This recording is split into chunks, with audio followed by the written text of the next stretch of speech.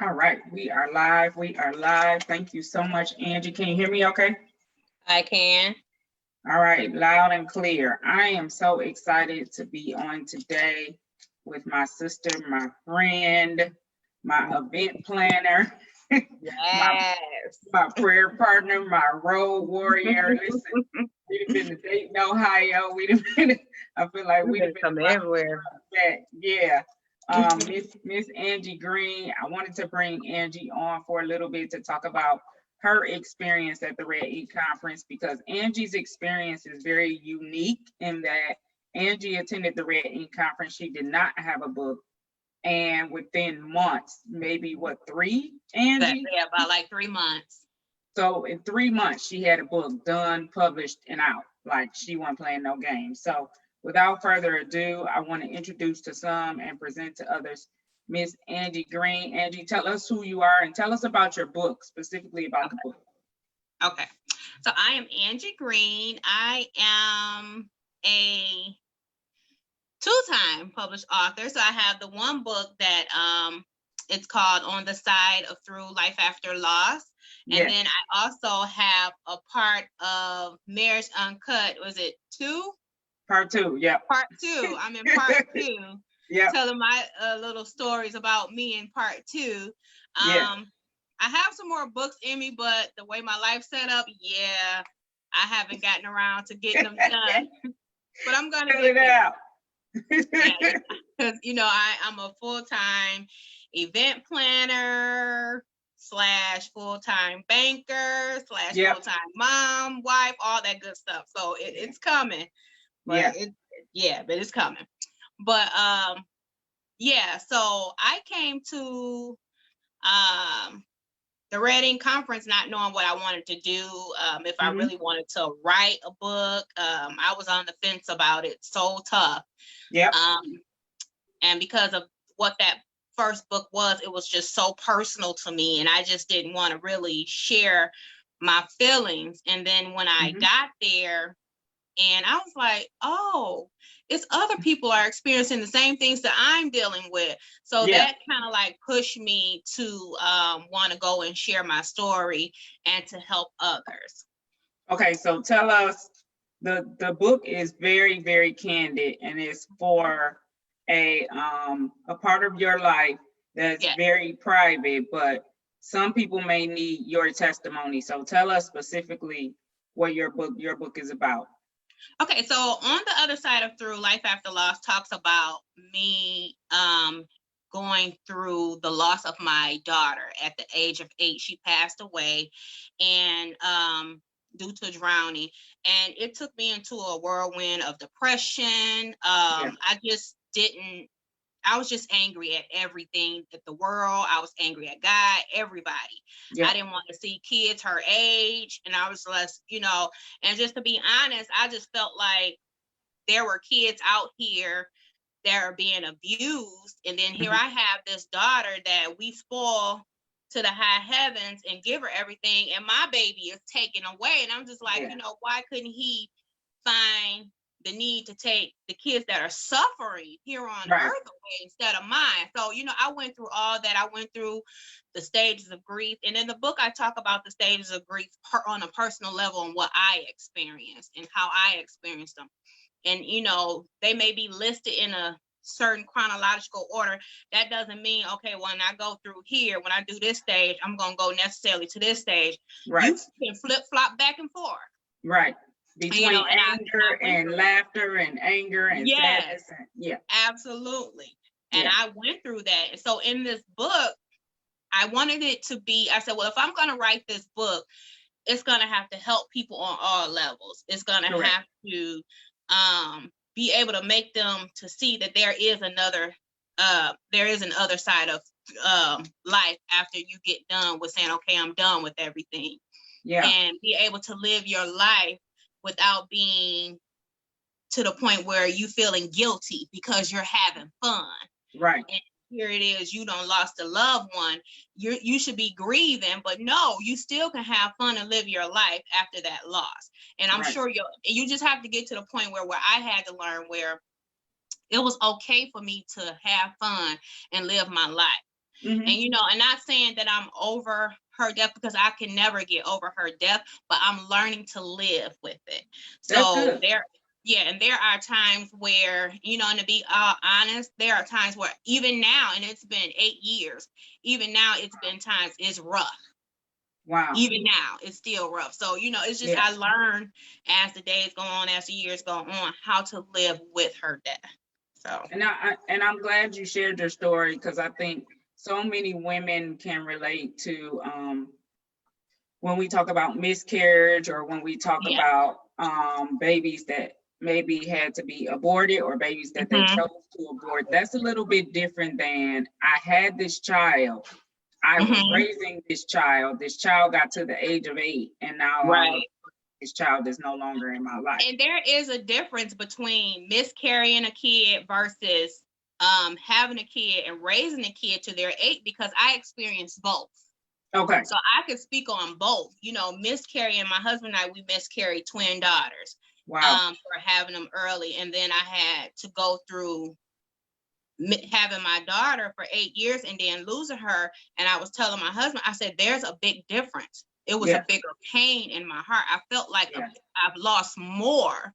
You know, I was attached to those twins because I had been carrying them for them 20 some odd weeks, but I'm talking about years, get to knowing her, get to seeing how she grows and her likes and her dislikes and everything, nurturing her throughout the years, because my kids had always been very, very, very close with me, because I had the opportunity to be a stay-home mom. I was blessed to, you know, be home with my kids 24/7, because the way my husband worked, he was, you know, he drives over the road, and we didn't want our kids to be missing both parents. Correct. So I get it. So I stayed home with the kids, and we gave them some type of normalcy. And so I was very close to my kids. I did everything with them every day, all day. And just, you know, and it was just a huge difference from a miscarriage versus having her here for 8 years and then losing. Absolutely. Not saying, you know, I grieved for them as well, but it was a little different. Yeah. So you came to the Red Ink Conference in, was it 2017? Yeah, it was 2017 I came, and I was like, yeah, I'm gonna go. Okay, Lord. I was like, yeah, but I had met you before then, and we had met at a Pain with a Twist party. Yep. Pain with a Twist, Never thought I would meet you like that. I was like, okay. So I'm gonna go to this conference, because I was battling with it. I didn't want to really write it. So I was like, well, Lord, okay, if this is something that you want me to do, I don't know nobody. I ain't about to be looking for nobody. I'm over it. So needless to say, I was set up. You were set up. To come up. You were. So I met you, didn't know who you were, didn't know where you were, what you had accomplished or anything. All of a sudden, when I said my little smart remark to God, he was like, oh, I got something for you. Here you go. This is he put you in the room where everybody you needed. Yes, absolutely. So I didn't have excuses anymore. I said, okay, well, I'm going to go. I'm going to attend this conference.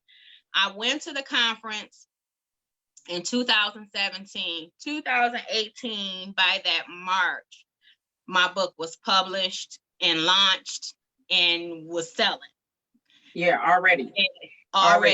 Yes, by that but March. We were in, I want to say we were in the editing phase by October, November. Yes. So you had wrote it, let's say you came to the conference in May. So you had pretty much wrote it over the summer. I had pretty much wrote it over the summer, but I did kind of I was procrastinating. I would have been done sooner had I not been procrastinating. But I did get it done over the summer, and by October we were in editing, and it had went to I believe you had did it by October. Then it went to the Valerie. Content editing to Miss Valerie, and we were done. I had the books and everything, so I had scheduled my book launch. And I do things big, so it was because you're an event planner. So yes, because I'm an event planner, so I have to make things look great. So I had did the book launch, I think March 17 of 2018. Okay. And I did the launch, and just by attending the Red Ink conference and taking notes on how to do things, because how you guys had it, how you had it set up and broken down from A to Z to getting the book started to finish and to get it sold, and I followed those steps.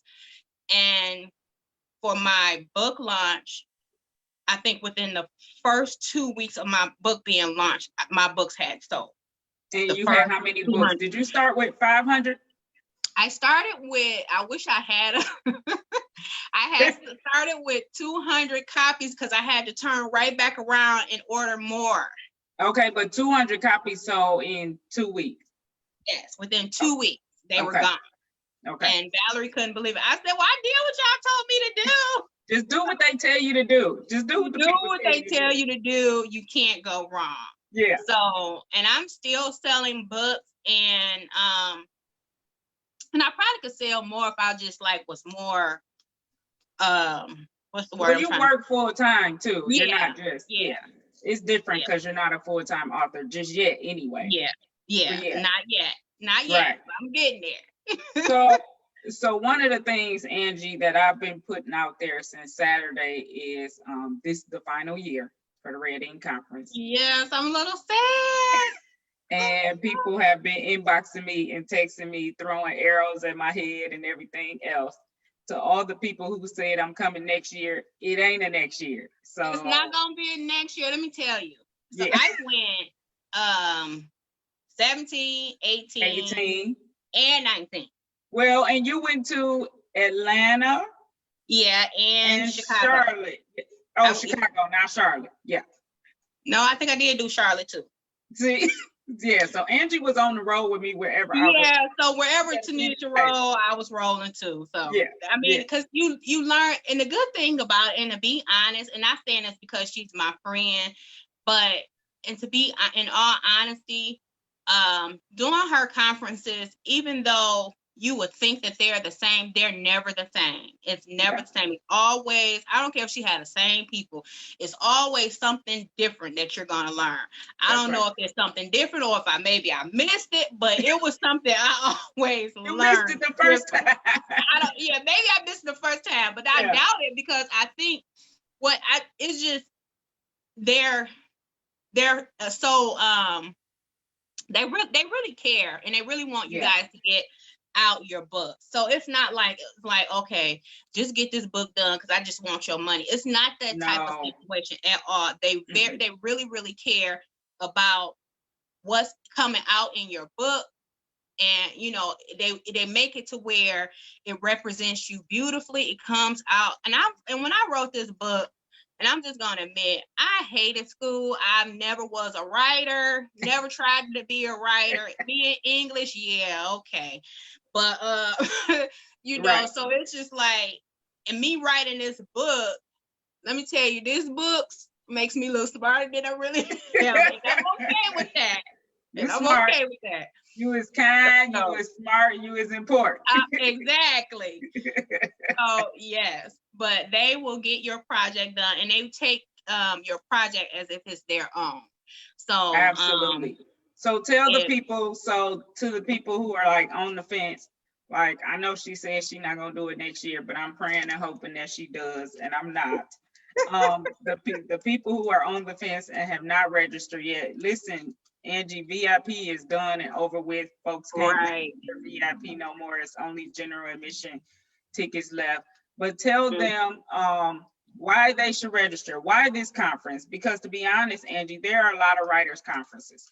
There are a lot of conferences that supposedly teach you the formula and the self-publishing steps and all of that. But when you get there, it's something totally different. I have had people to tell me that they've been to book publishing conferences, and it was like, I had a few people that come to Tanisha's conference last year, and they were like, oh my God, I did not get this much information. So, you know, it's just like, it's a whole nother level of publishing and getting your work done. And sometimes, you know, this is the business, but sometimes, you know, as a saved person, you know, God has a tendency of showing up. Yeah. And sometimes we need that. Yeah. And we need that, and that's okay. And you know, I think it's a great motivation, and it inspires you to want to write that book and get it done, because you never know who you're helping. So if you've never been to the Red Ink Conference, and now she said this is the last year, now normally she mean what she mean, this is it. This is it. I need to get in there as quick as you can, and it's gonna be from the comfort of your own home. Yeah. Oh my God. Yeah. So you don't have to do what I had to do all these, you know, because I had to come because I was the VIP. I was getting my photos done, my and setting up your table, and setting up my table, and getting up at 6 a.m. to get my makeup done for my good headshot. Yes. But you know, it's from the comfort of your own home, and you're going to be obtaining a lot of information that's going to get that book. Now, if you don't do nothing with the information, now that's not her fault. That's it. Your fault. That's it. And I'm glad you said, I'm glad you said that, Angie, because sadly, a lot of people over the years have either, I don't want to say they've taken it for granted, but maybe they said, oh, I'll get to it when I get to it. You know, and they come, they got the information, but they still don't have a book. They're still not done. And sadly, it's like, we can keep going to conferences, we can keep hiring coaches, we can keep getting all the information in the world. At the end of the day, we have to stop and execute. Exactly. We got to stop and implement the information. Yes. Yeah. So I thank you for being on with me today, Miss Angie. Angie, tell the people where they can get your books. So my book, you can get my book, let me see, it's on Amazon. And also you can reach out to me at angiespeaks.net, and or you can angiespeaks.net.com. You can email me. I'm sorry. So what's the email? Angie Speaks angiespeaks.net. angiespeaks.net at gmail.com. At gmail.com. Got it. Yeah. Okay. And what's your website again? Is the website up? The website a little bit down now, a little bit. We working on the website. I'm working on getting it back up. There's just a lot of stuff that's been slipping through the cracks because I do too much. Right, and I gotta become a better planner with my business versus event planning, and I'm a full-time banker. Sorry. But so basically you can email me at angiespeaks.net at gmail.com. And I can get that book to you. I can mail it out. I mail and ship to wherever. What's your Facebook, your Twitter, and all of that, so they can connect with you? So you can connect with me on Angie Green on Facebook. I didn't write all this stuff down because they got me all this social media stuff, and they know I'm not good at it. So I'm on social media as Angie Green. That's the best way to get to me. The quicker way is Angie Green, my name. And and they can message me that way. I'm looking to link my other stuff to my personal page because me and social media just ain't that. But but yeah, you definitely can get to me from Angie Green on my Facebook social media. And that's how a lot of people have been getting in touch with me about getting the book. So I've been grateful for that part. And again, it's angiespeaks.net at gmail.com if you want to email me. Awesome. Thank you so much, Angie, for joining me today. Blessings on the book project. I know the next bestseller is brewing with you and your husband. Y'all need to hurry up. We just try. Oh my God, we got so much going on with this vow renewal coming up next year. So there's so much going on right now in the Green household. So we need the book from the 20-year-old married couple. I know, right? Wouldn't it be awesome to launch it then? Yes, it would be good. We gotta get on it. Y'all gotta get on it. Call me on the side. I shall. All right, so everybody, y'all have a great day. Thank you, Angie. Again, you're welcome. If you have not registered, y'all got 4 days. Y'all got 4 days. Get to registering. Don't miss it. Do not miss it. We kick off Friday at 12 noon Eastern Standard. We'll go until about 5 o'clock. The good thing this year, Angie, is if people cannot get on Friday because they're working, they will have access to the replays. So that's the benefit. Yeah. Okay. Yep. So if you need the website, it's virtual.theredinkconference.com, or you can pick it up at theredinkconference.com. All right. See y'all later. Have a good one, Angie. You too. Bye-bye. Bye-bye.